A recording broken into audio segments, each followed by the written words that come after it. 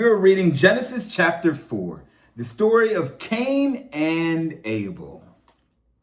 Now Adam had sexual relations with his wife Eve, and she became pregnant. When she gave birth to Cain, she said, "With the Lord's help, I have produced a man." Later she gave birth to his brother and named him Abel. When they grew up, Abel became a shepherd, while Cain cultivated the ground. When it was time for the harvest, Cain presented some of his crops as a gift to the Lord. Abel also brought a gift, the best portions of the firstborn lambs from his flock. The Lord accepted Abel and his gift, but he did not accept Cain and his gift. This made Cain very angry, and he looked dejected. "Why are you so angry?" the Lord asked Cain. "Why do you look so dejected? You will be accepted if you do what is right. But if you refuse to do what is right, then watch out. Sin is crouching at the door, eager to control you, but you must subdue it and be its master."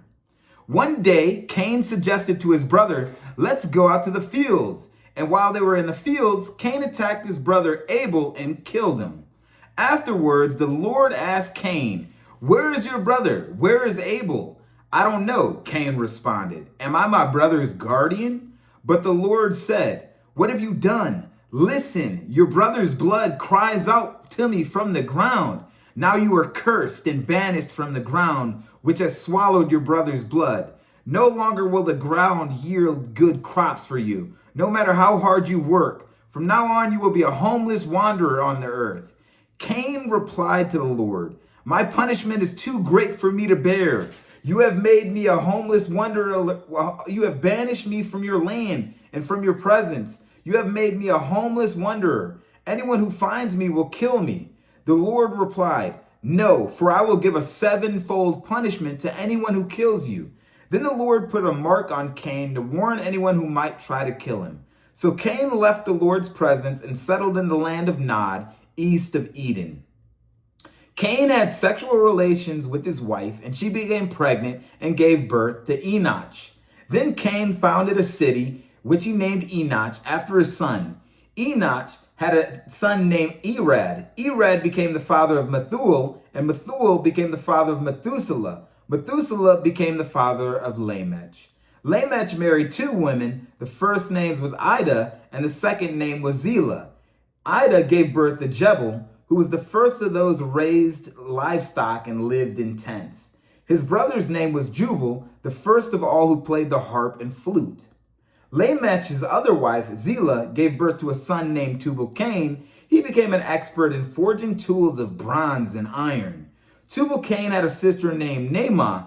One day, Lamech said to his wives, Ida and Zillah, "Hear my voice. Listen to me, you wives of Lamech.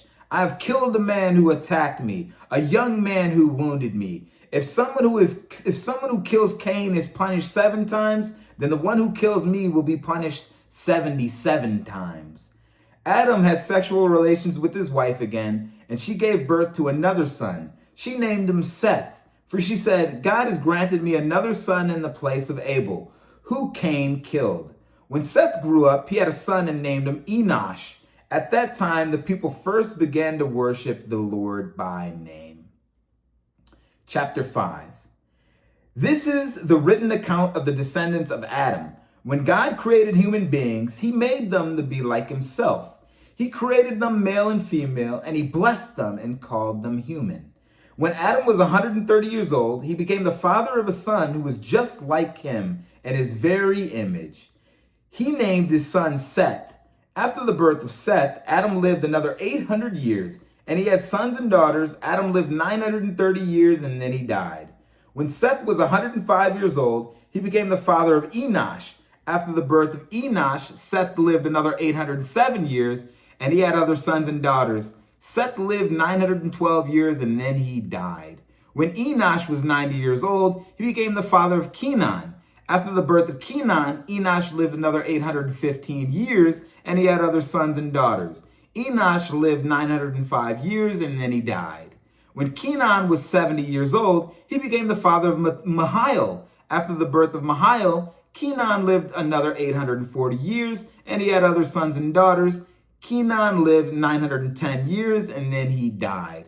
When Mahail was 65 years old, he became the father of Jared. After the birth of Jared, Mahail lived another 830 years, and he had other sons and daughters.